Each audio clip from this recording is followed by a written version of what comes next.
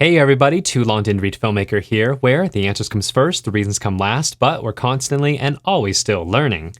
Today we're going to be taking a look at the Godox SL300w II, and how well does it go against the legendary Aputure 300d Mark II.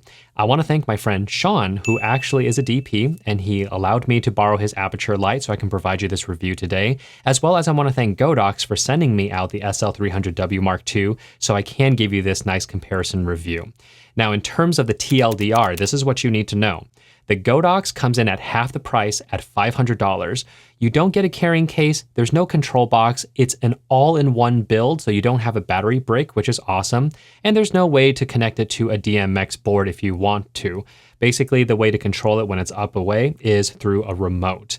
When it comes to the Aputure, it comes in at $950, which is almost $500 more, and you will get that carrying case, you will get those DMX features, you will get a control box, and you'll be able to operate it with V-mount batteries, which the Godox can't do.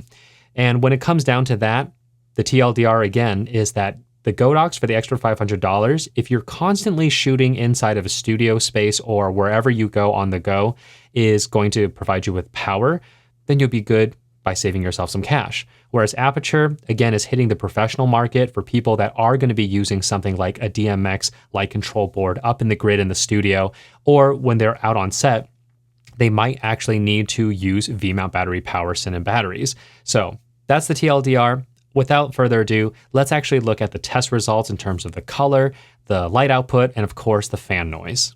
Looking at the output, we see that the Godox comes in just slightly higher than the Aputure. And I say slightly because an extra 400 lux at this level isn't going to really budge your exposure too much. So for all extensive purposes, the Godox is more or less matching the Aputure. Now, in terms of the fan off feature of the Godox, the light is approximately a 40-watt LED equivalent. Looking at the color checker chart is where this gets quite interesting, because it looks like the Godox is using the same LED chip as the Aputure because all the color chips line up exactly the same. This is nothing new or out of the ordinary, and is pretty much to be expected at this point when it comes to LED technology, because most of the higher end chips that companies are using are most likely all coming out of the same factory. It's really just up to the company to build a good chassis with good features to support it. Now let's take a look at the fan noise test from 3 feet and 6 feet away.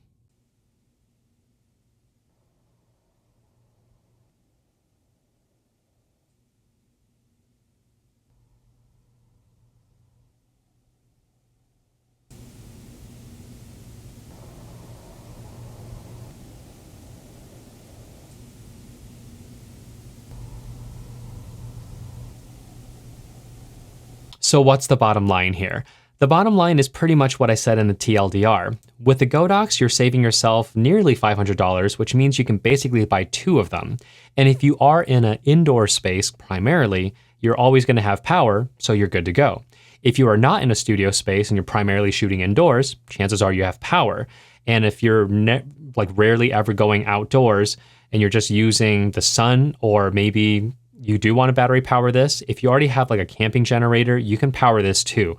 But otherwise, I would say the Godox just makes so much sense for people that are on a budget and they know they are always within power.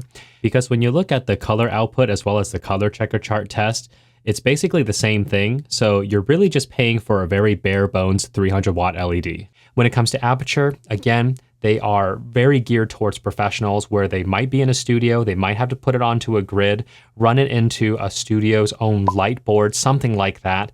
And then if they're out and about, they also need something like a good traveling carrying case that's quite robust, and also the ability to use their Cinnamon batteries, specifically V-mounts or Anton Bauers, to power these lights and be good on the go. That's what you're getting for the extra $450. So at the end of the day, that's kind of the breakdown. And if this video has been helpful to you and you do want to purchase one of these, I do have some affiliate links down below, and it costs nothing extra to you, but it does help support the channel so I can provide more reviews like this for you. And as always, if you have any questions or comments, please leave it down below and I will get to them as fast as I can. Until then, like, subscribe, share, and I'll see you guys next time.